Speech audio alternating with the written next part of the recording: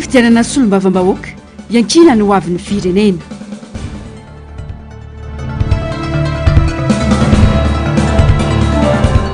Ririnina mirongatra ny gripa mbola mitoetra ny covid.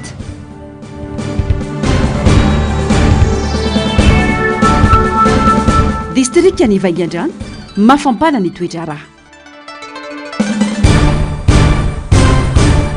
Faltafaraka amin'andray tomokilasy tomovavy atao anatin'izao fampalalam-baovao izao manatitra ny arabary manasanao naraka ny antsipirim-baovao hatramin'ny farany.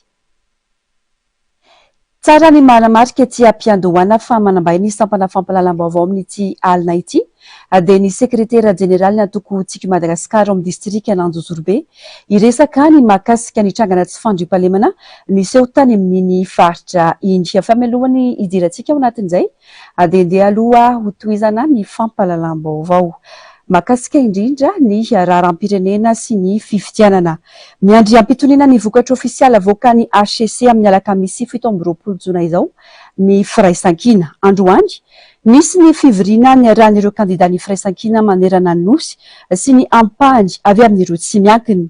Tsy nisy nipika ny dinika izay notarian'ireo filohana antoko misy adiny ao anatin'ny vovonana dia ny antoko tsika Madagasikara, ny prosite, ny tsaratafony, ny eroavaony Madagasikara ary ny antoko politika madio. Na dia tsy nisy nipika zany resaka nandritra ity fionana ity dia inona fa momba ny raharam-pirenena sy ny mety ho toy ny tolona ampanjakana ny tantandalana sy ny demokrasia ary ny fanajana ny safidim-bahoaka marina no ny fampidiniany rehetra. Eo amin'izay vaovaony raharam-pirenena izay nanapa-kevitra ny tsy handray anjara amin'ny fankalazana ny 20 Jona ny Antesaka raha ny fanazavana nenty ny filohan'ny BAM fikambana ny vondrona ny Foko Betsileo, Antesaka, Antemoro, Antandroy, Antefasy ary Mako.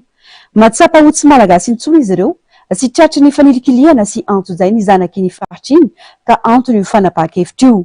Tetsankilany kosa nilaza ny solombavam-bahoaka any an-toerana fa mbola milamina ny toetra raha ny toerana amin'izao fotoana izao. Paratsika vetrany ny fanadihadiana.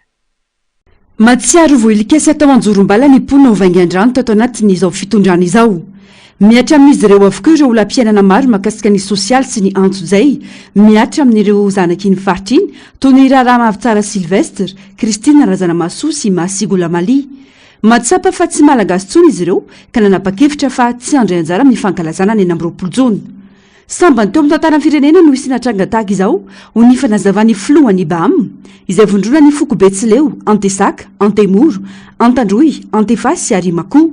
Ho sarotra ny toetra raha tsy misy fandraisana andraikitra manoloan'izany ho ny fanamafisany. Voasambany tokoa zany teto amin'ny firenentsika. Aza matahotra aza mety efa tsisy drapeau, mety ho ampidina drapeau zareo manomboka rampitso na mpanala. Satria efa tsy mieritreitra ho gasy. Satria efa matsapa tena natokana tsy ho gasy. Tsy misy mandeha mijery ny matsony maramila. Gn'Antesaka. Raha niresaka an'zareo aza na mizaza aza mety somen'zareo andeha ilahatra. Ny drapeau mety ho ampidinin'zareo manomboka rampitso. Fa ratsy zany. Zay le antsoako ny fanjakana. Jereo akaiky io raha io so de hitatra ka nahirana atsika. Fa raha ny fanekeny ray aman-dreny ara-drazana zay tarity ny ampanjaka sy ny lolaka ao Vaingandrano dia tsy andray anjara amatso mpanjakana zareo. Tsy akalaza ny 26 Juin. Mampalahelo marary Madagasikara. Tetsankilany nanamafy ny solombavam-bahoaka am-perinasa ho Vaingandrano Joasy Eleonora fa misy fandraisany tamin'ny fifidianana solombavam-bahoaka natao teo iny izao raharaha izao. Nilaza kosa nefa izy fa mbola milamina ny toerana tamin'ny fotoana ny eonany taminy. Efa nisy koa ny fifampiresahana teo aminy sy ireo tompona andraikitra samihafa. Tsy midika nefa izany fa manaiky ny tsy ara-dalàna sy ny fanitsakitsahana ny lalana velo ny Vaingandrano. Mbola ao anatin'ny filaminana ny renivohitry ny distrika ary na ny any amin'ny commune Ambanivolo ihany koa dia mbola azo lazaina hoe milamina aloha hatreto ny fampiresaka ny tenako tamin'ny ireo ray tarika amiko ny fampiresaka ihany koa tamin'ny solon-tenam-panjakana teny lehibe ny distrika ary ny fampiresaka ihany koa amin'ny ray aman-dreny any Vaingandrano. Ny filaminana koa tsy midika hoe fanekena be fahatany ny tsy ara-dalàna ny filaminana tsy midika hoe fanekena be fahatany ny fanitsakitsahana ny lalàna velona eto amin'ny firenena fa kosa tsy mbola azo lazaina hoe tsy misy maha-olo-pirenena itsony ny ao avangana. Raha ny fanazavana ny antiny filohany BAM dia isy ny famonoanomby fanaovana fomba ataon'ireo antesaka ho vaingan-drano. Efa mitorany rehetra miombon-kevitra sy mifanome toky fa tsy indray anjara amin'ny 4 ambin'ny 10 Jona. Andrasana ny toy ny tira raha ity. Mahakasika ny vaovaony fifidianana izay tsy tokony hisy teritery ahatra amin'ny fitsarana avy momba ny lalam-panorenana amoahana ny safidim-bahoaka marina sy ny filaminana sy fitoniana eto amin'ny firenena ho ny collectif des citoyens. Raha ny fampitam-baovao ho tanterahina ny alakamisy 7 Jona 2024 izao ny fitsarana Ampahibemanso anambarana amin'ny fomba ofisialy ny vokatry ny fifidianana solombavam-bahoaka natao ny 9 amby 20 Mey lasa teo. Paratsika vetrany fanadihadiana mahakasika izay. Miankina betsaka amin'ny voka-pifidianana ofisialy avoaka ny fitsarana avy momba ny lalam-panorenana eo no amaritra ny toeny raharaham-pirenena eto Madagasikara. Mazava hoe ny collectif des citoyens fa tokony tsaram-pamarinana tsy misy teritery ny HCC ka voka-pifidianana niteraka fitoniana no ivoaka raha izay no iseho. Ny mifanohitra amin'izay kosa no mety hitranga raha tsy voatsa ny fahamarinana sy ny ara-dalàna amin'izay didy ivoaka. Saivina, tafakatra n'arivony ireo fitoriana no raisy ny HCC an-tanana tamin'ny fifidianana solombavam-bahoaka faranteo iny. Fitoriana mahakasika ireo trangana osoka sy tsy fanaran-dalàna ny aloha nandritra ry taorian'ny fifidianana amin'ny ankapobeny. Rehefa ny fitsarana no miainga amin'ny porofo marim-potitra mampitombona ny fitoriana. Rehefa ny fitsarana no mahatsapa sy mandanjalanja ny fahavoazana manjo ny mpitory. Ary rehefa ny fitsarana no tiandalovan'ny teritery sy ny fanambazana ary ny fandrahonana dia mipotra ho azy ny taratry ny fahamarinana sy ny rariny ary ny hitsiny ao anatin'ny didy mivoaka. Rehefa tsy izay kosa dia didim-pitsarana manimba sy manan-korotana ny fiarahamonina no misy ka tokony tsy ampiarina na tsy hoan'ny rehetra. Raha ny fampitam-baovao ho tanterana ny alakamisy 7 amby 20 Jona maraina ho avy izao eny amin'ny HCC Ambohida ny fitsarana Ampahibemanso anambarana amin'ny fomba ofisialy ny vokatry ny fifidianana solombavam-bahoaka natao ny 9 amby 20 Mey lasa teo. Tena mahaleo tena ve ny fitsarana sy ny tafika malagasy? Tena mahaleo tena ara-bola sy ara-pitantarana ve i Madagasikara? Fanontaniana mipetraka ireo amin'izao fanamariana ny hoe fahaleovantena am-pirenena izao. Saritsary fahaleovantena no misy eto amin'izao fotoana izao raha ireo lafiny zavatra ireo no jerena ho irinina Randriamasinoro raha tafaresaka tamin'ny Java Andriamaefa sy Mano Randriamala. 14 taona katroka rahampitso 20 Jona 2024 no nazahoany Madagasikara ny fahaleovantena. Daty manan-tantara tokoa satria nanomboka teo no niala teo ambany zioga ny fanjanahana nataon'ny Frantsy i Madagasikara. Mazava tsara noho izany fa tsy fetin'ny mpitondra akory ny fetim-pirenena fa fetin'ny malagasy tsy vaky volo. Ny fanontaniana mipetraka nefa dia ny hoe tena mahaleo tena tokoa ve i Madagasikara ankehitriny? Farafaratsiny zavatra efatra no tokony haleotentsika. Voalohany amin'ny resaka vola, faharoa resaka fitantanana ny firenena, fahatelo ny resaka ara-pitsarana, ary ny fahaefatra ny resaka ara-miaramilana ny tafika. Fa mahaleo tena vetsika reo zavatra eo jerena satria azadino ny fitsarana no mbola nanaiky amin'izao mpitondro izao filohan'ny Repoblikan'i Madagasikara. Izay fantatritsika fa nanariny mahazo-pirenena malagasy azy no ny fangatahana fizakazo-pirenena vahiny. Ny faharoa ny mpitandro filaminana izay tokony hiaro ny vahoaka malagasy ny mbola miaro amin'izao fitondrana izao. Ny fahatelo resaka ara-pitantanana, manana fahaleovantena ve ny fitantanana, iza ny mangeja amin'ny resaka ara-ekônomika ny Madagasikara ankehitriny, miaina ve ny vahoaka malagasy. Ary fahaefatra ny resaka sandam-bola, aiza ho aiza ny sandam-bolan'ny firenentsika. Fitiavan-tanindrazana sy ambom-pirenena no nanosika ireo ray aman-dreny tany aloha niady ho an'ny fahaleovantena sy ho an'ny tanindrazana ka tokony ho saro-piaro amin'izany ny taranaka malagasy amin'izao vanim-potoana izao ho ihany ny fanazavana. Nisy an'ireo razambe atsika, nisy an'ireo olo-pirenena izay tia an'ity firenena ity nandatsaka ny eny, nahafony eny, nandatsaka ny rahana mba hanana ny Madagasikara n'izany fahaleovantena izany. Aoka tsika ho sary-piano ny fahaleovantena reto dia mbola mampahely an'ireo rehetra zay tia an'ity firenena tya indrindra moa reo sambosamborina sy ny gadragadraina noho ny fijoroana ho an'ny firenena fa mahatsiaran'izy ireo ary misaotra anazy noho izay fitiavan-tanindrazana seo zay ary dia mbola miantso ny vahoaka malagasy hoe jereo ny firenentsika fa azatazamina fotsiny dia aoka ho sarotiny amin'ny fahaleovantena ny firenentsika. Amin'izao fankalazana ny fetim-pirenena izao, nijery manokana ireo zazakamboty tsy misy mpiatetsy amin'ny akany fitiavana anosy be ny kandida ny firaisan-kina ao amin'ny boriboritany faefatra Rina Randriamasinoro. Ho fampitoviana azy ireo amin'ny zaza malagasy rehetra no zaraina rendrana sy tohanaina ireo ankizy teto amin'ny akany. Nitotany amin'ny fokotany hafa ny fizarana faliana ho an'ireo ankizy, saingy teto amin'ny akany fitiavana anosy be no nanombohana izany. Vaovao ny trangam-piarahamonina kosa indray. Alahelo sy atorana ny an'ny fianakavian'ny Ravonjanahary Livason fatao am-piangonana no isamboran'ireo zandary azy ny alady lasa teo. Ny alady alina ny fony alatsinainy no tifirina iliva ka maty Rotikimbala raha ny fanazavan'ny fianakaviana. Oratsika ny fanadjady. Tsy latsaky ny fito izao no namony ainy tao amin'ny distrika Ananjozorobe tao anatin'ny volana vitsy. Tafiditra ao anatin'ny fanadiovana ny resaka kidnapping ny zava-miseho raha ny fanazavana. Ny olana nefa tsy misy raharaham-pitsarana ho an'ireo voalaza fa dahalo nampirehetso kombakomba amin'ireo dahalo fa avy hatrany dia vono no miatra amin'izy ireo. Iray amin'ireo namony ainy ny alahady fony alatsinainy lasa teo i Ravonjanahary Livason.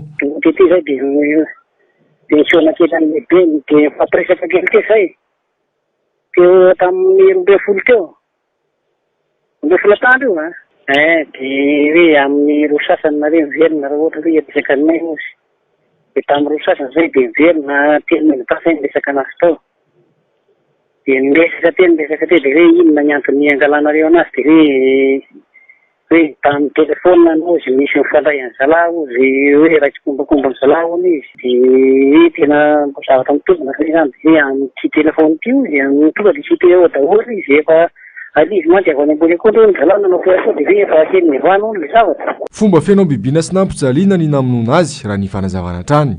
Dia to dia velesiny tao moa izy ka tsy verery moa fa nisy mialahelo fotoana. Dia to dia velesiny tao izy dia efa niantso vonjeo tsy misy olona mpahandro moa dia niantso vonjeo hoe vonjeo dia zay moa tsy hitako anay izay hitanay koa izay hevitra hoe amin'izay anazy fa dia zalahy mibetrobetroka be salanina raha vao mandalo eo ary mibetrobetroka be mifampiresaka amin'ny lehibe tao zay dia izany zay hoe miraitsy kombakomba hono izy amin'ny telefona zany io izy raha vao miantso lehibe na rehefa tonga dia vonoina io raha hanina ozy iny tonga dia efa nataony mihitsy moa le zavatra nyteneniny tena zavatra enjana tena nataony raha fanina angamba bala enina angamba ho afa tena itsinainy efa tsisy tavela tsony fefa mivoaka daholo efa tena enjana. Mpitarika ny komtima ao an-drano misy liva raha ny vavao dia mbola misy valo lahy voatazona ao amin'ny borapokotany ary efa niara ny herisetra ihany koa. Hita eo ny toynyity raharaha ity. Izahay eto amin'ny vondrona NBS dia maneho ny fiara-miory amin'ny fianakaviana iray manontolo.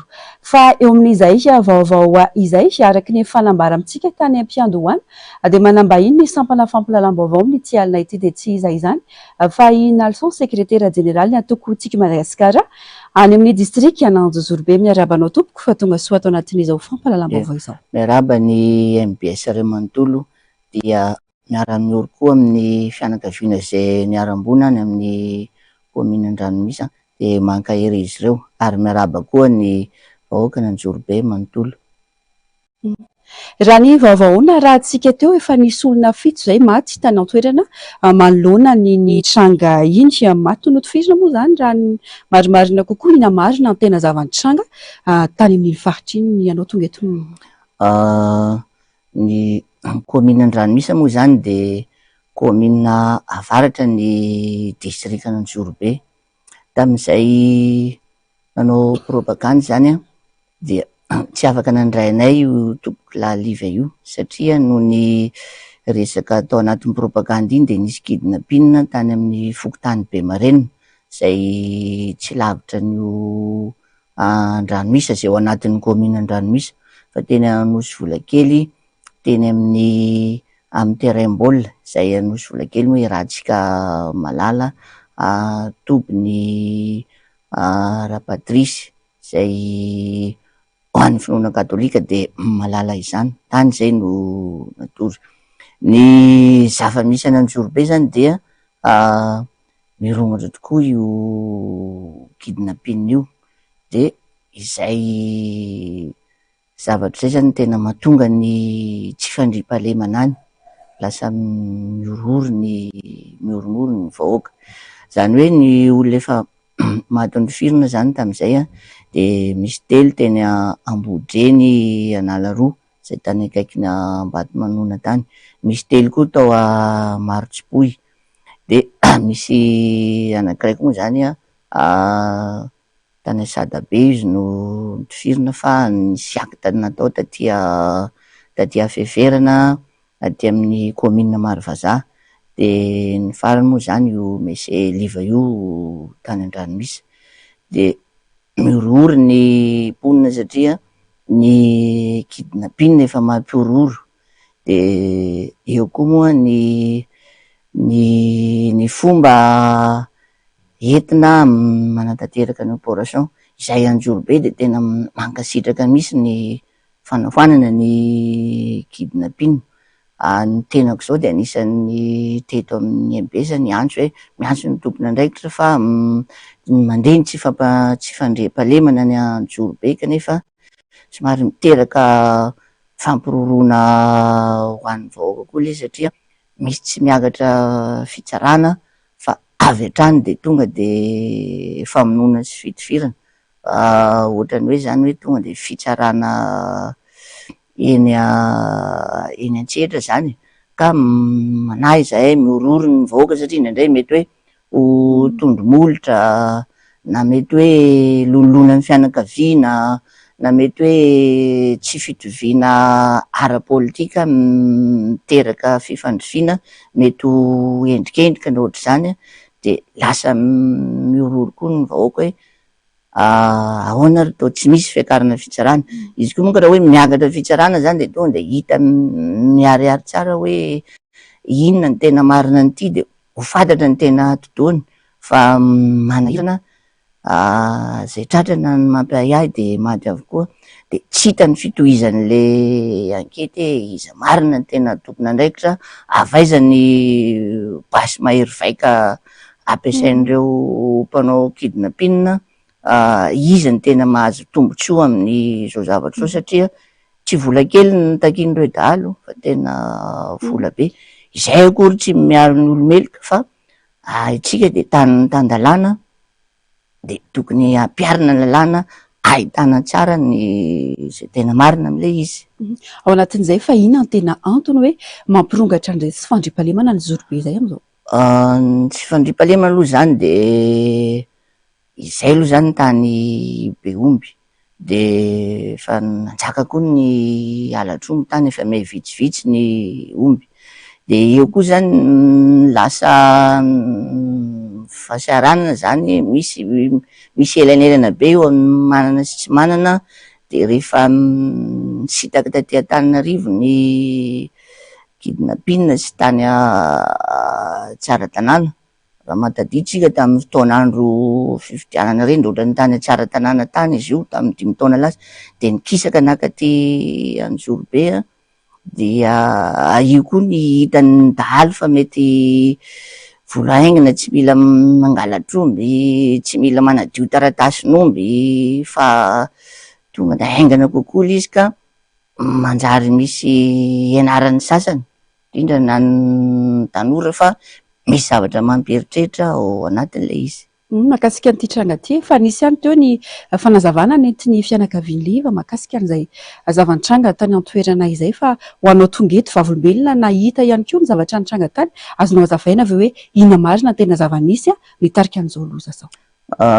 Ny tena koa zany de misy asako manokana andehanako tany, de eo koa ny raha ny antoko koa hoe inona marina no tena zava-misy ao, satria hoe amin'ny mampitarika ny antoko team comme team ny districtna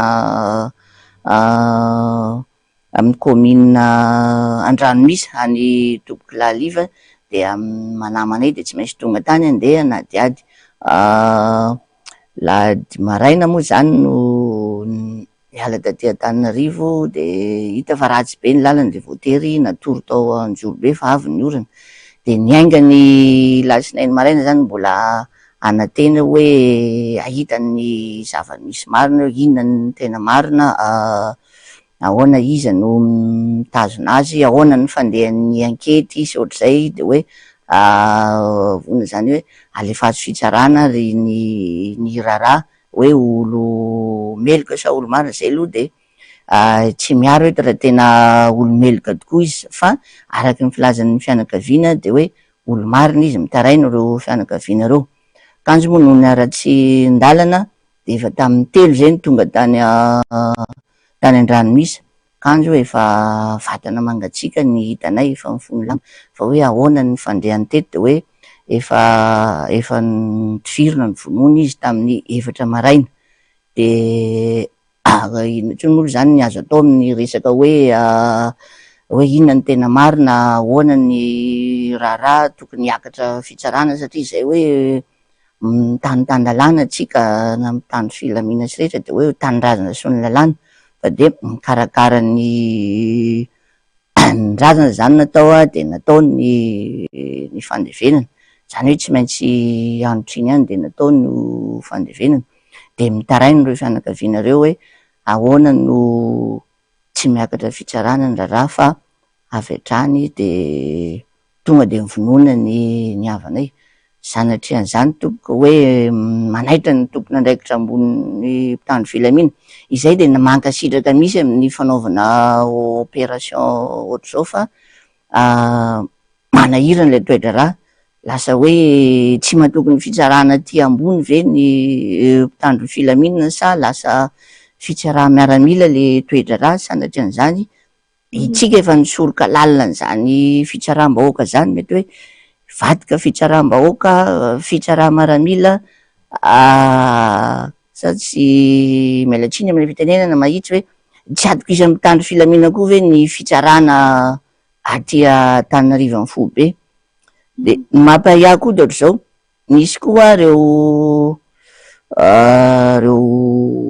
ben'ny tanàna zany zay tsy miaraka amin'ny tokotima eo ny ben'ny tanàna Beronono dia eo koa ny ben'ny tanàna Mboasary, eo koa zany ny ben'ny tanàna Marotsipohy izay efa mirona makany fitondrana fa naninona reo olo reo no tsy nitifirina fa hoe any Antsiafaha. Ity tompoko Liva ty zany de mamperitreritra hoe resaka ara-politika satria izy mitarika team ao an-dranomisy ary izy koa efa fantatry ny rehetra fa ianao matoa mitarika amin'ny commune zany de efa vonona nanao candidat maire team atoato izy ka lasa miororo koa ny vahoaka, lasa tsy mitombina ny saina, lasa manimba le processus électoral le fitoniana anatin'ny fifidianana zay efa ho avy koa ny fifidianana maire izay de nangina misy tam'izay navitany fifidianana zay fa nohon'izao toetra raha zao zany de tena mampiahiahy efa tonga mipatsa ray tsy mivava efa sangy mihoatra ny loha. Ao anatin'izay moa voalaza fa hoe niraisy-kombakomba tamin'ny dahalo i Liva mitombina ve zay raha ny fahafantaranao sy ny fahalalao azy? Izay aloha zany izay eto de tsy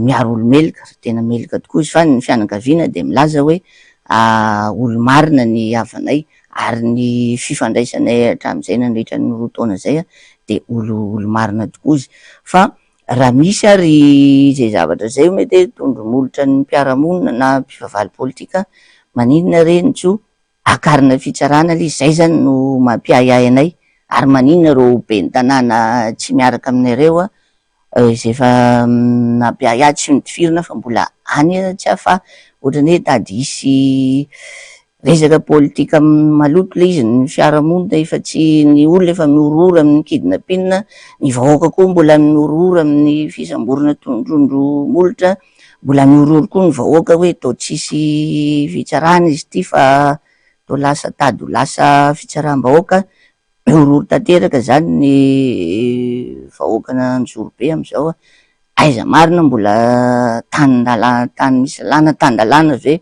eto a Madagasikara. Mamarantsika i Nalson inona no afatra na ihany koa mety ho teny avy aminareo malona ny tranga ohatran'izao?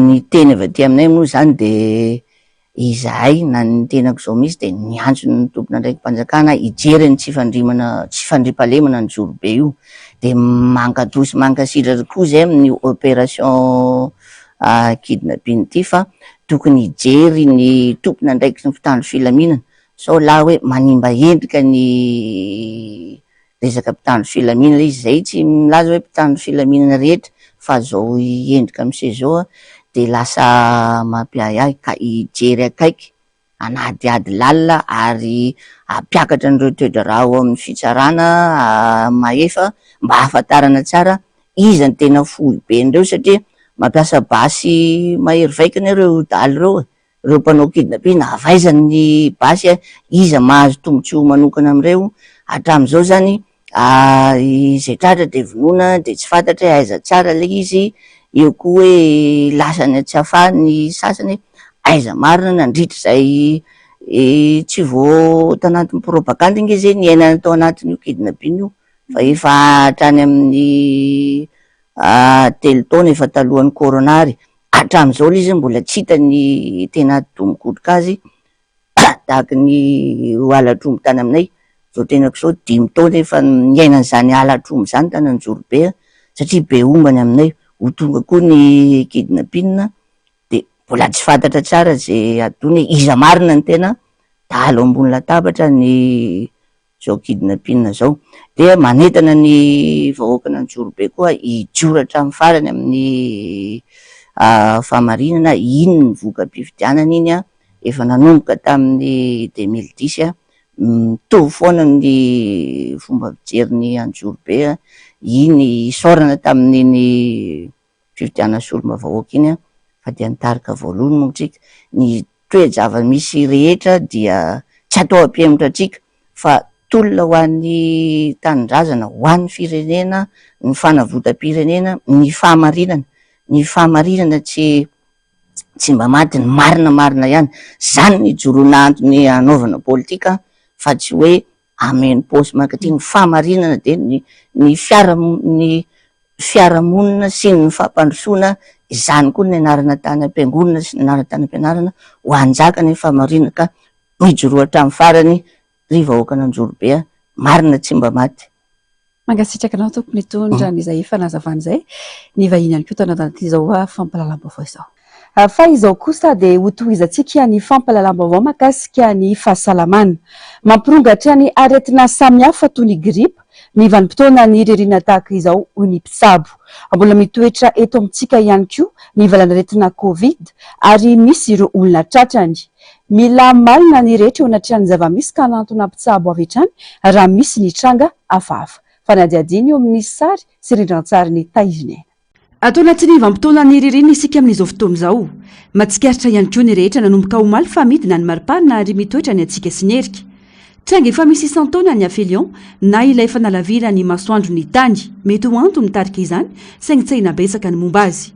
Rehefa mangatsika toy izao, mirongatra ny aretina samihafa indrindra ny gripa. Olona 9 manantona mpitsabo no tratra izany avokoa. Mampietsika ny alergia ihany koa ny fotoana toy izao hoy ny mpitsabo. Anisan'ny vanim-potoana izay isian'ny gripa moa zany ny vanim-potoana toy izao, fa eo ihany koa ny trangana alergia izay mpahazon'ny olona sensible ny terrain allergique zany ny tena sahirana satria misy ny atao hoe rinite allergique mpahazon'ny olona, ny asthmatique mijaly anatin'izao seposepotra mikokoaka ary ny tranga akoatran'izay moa zany ny rahantsika mafantatra ny fisian'ny Covid izay miaraka eo ihany koa izy. Iny moa efa lasa aretina miaraka amintsika eo izy tsy afaka ialana intsony satria efa iainantsika. Ankoatra ireo, mbola misy ary lasa karazana aretina miara-miaina amintsika ny Covid.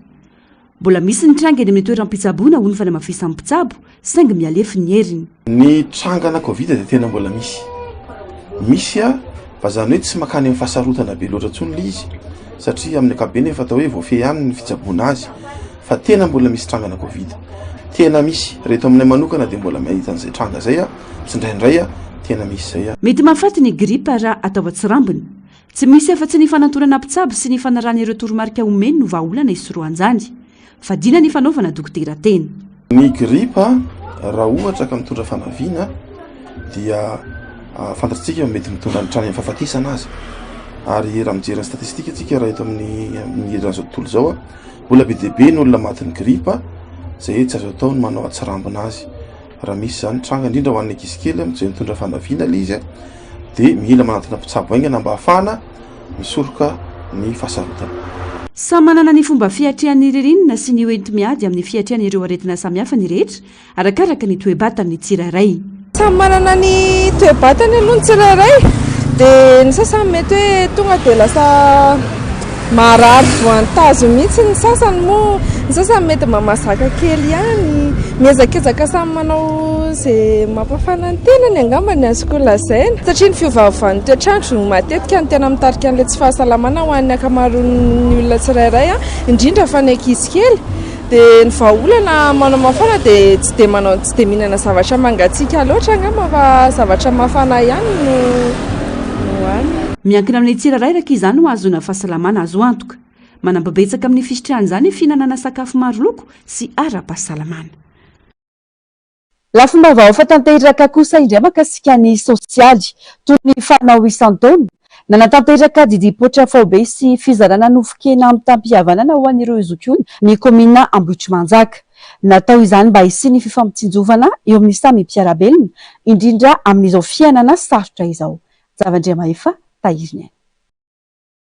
Zazalahy kely manodidina ny 80 no nisitraka didipoitra faobe no karakarain'ny komina Ambohitrimanjaka androany. Etsika fanao isan-taona izy ity ary natao indrindra hanamaivana ny fahasairanana ho an'ireo ray aman-dreny amin'izao fiainana sarotra izao. Fomba fanaon'ny komina Ambohitrimanjaka hatramin'ny tantaranay teto mba ho fanampiana ny sady fanomezana ny taberina ndraika amin'ny sosialin'ny vahoaka ny Ambohitrimanjaka fanatanterana zao satria azy amidiny hoe manao didipoitra anankiray amin'izao mba mahatratra any amin'ny efatralina farafahakeliny. Izany mila mba andraisana andraikitra fanatanterana ny fanatsoavana taranaka tahaka izao. Ankoatra izay azoky olona manodidina ny 300 isa ihany koa no nisitraka nofokena amin'ny tampihavanana avy amin'ny komina. Eo koa zany no fanomezana ho an'ireo zoky olona tanatin'ny komina Ambohitrimanjaka. Tsy zoky olona rehetra moa zany no mba tsy mbinina kely amin'izao fahatsiarovana azy zao fa izay vena hoe mba rio tena mba osa zany atanatin'ny fokotany 520 dia mba hitondrana kely izay voatsirambin'ny tanana ho nofokena amin'ny tampihavanana sady maro mpitiavana an'ireo ray aman-drenay atanatin'ny fokotany ny atanatin'ny komina Ambohitrimanjaka. Velom-pisaorana sy nankasitraka ny komina Ambohitrimanjaka noho izany ireto ray aman-dreny sy azoky olona nisitraka izao asa sosialy avy amin'ny komina izao. Farany amin'ny maresaka avy any ivelany mitombo hatrany ireo namony ainy amin'ny etsim-panoherana ny fanesorana ireo birao-pifidianana amin'ny alalan'ny fikitiana ny lalam-panorenana ny Nouvelle-Calédonie. Tsy voatana ny olona ary miamafy ny fifandonany eo amin'ny mpitandron'ny filamenana sy ireo mponina ao amin'ny nosy lehibe any antoerana. Fa ny adihadiny eo amin'ny sariny TF1. Lehilahy roa indray no namony ainy tao no miasy Pahita any France. Ndrehatra ny afo nosakanina ny lalana saika nanenika ny tanàna. Tsy maintsy nirotsaka antsehatra ireo mpitandron'ny filaminana omaly alatsinainy nandravany savorivory tamin'ny nospinina sy mare araka ny tatry ny voamera ambonin'ny solitenan'ny fanjakana frantsay any Nouvelle-Calédonie. Efa ny alahady alina no nitaraina ho sepitra ny tovolahy iray 20 taona manana olana mitovy ampisefona ary isan'ireo nitarika ny fanakanan-dalana izany. Noho ny sakan-dalana marobe dia tsy afaka hanamonjy azy ny mpamonjy voina sy ny fiara-pitondra marary avy any amin'ny SAMU ka nitarika tamin'ny fahafatesany omaly alatsinainy izany, hoy ny mpampanolo-lalàna Yves Dupas. Lehilahy mpamily iray hafa ihany koa no maty tao Pahita rehefa niezaka niara amin'ny fifandonana, hoy kosa ny mpamono afo Dumbia tamin'ny Agence France de Presse. Nanomboka ny 13 May lasa teo no nankaty olona 7 no namony ainy ka zandaro raha olon-tsotra sy ireo mpanao fihetsiketsehana ny ambony. Miamafy hatrany nefa ny fifandonana ka ina hiakatra ireo tarehimarika ireo raha tsy aivony dia fanoherana ny fanovana ny lalam-pandrenana no antony mahatonga ny mponina ao amin'ireo nosy lehibe frantsay ireo miroso amin'izao fihetsiketsehana tsy misy fiafarany izao. Tapitra ny fampahalalam-baovao tongo-kilasy tongovavy mankasitraka fiainanao nanaraka izany hatramin'ny farany. Atony mahazatra ho arainao avy hatrany aoriana izao fampahalalam-baovao izao ny fandarana Global News ary ny famerenana ihany koa ny fandarana arovako ny safidiko ny sampana fampahalalam-baovao kosa manome fotoananao ho amin'ny rampitso indray veloma tompoko.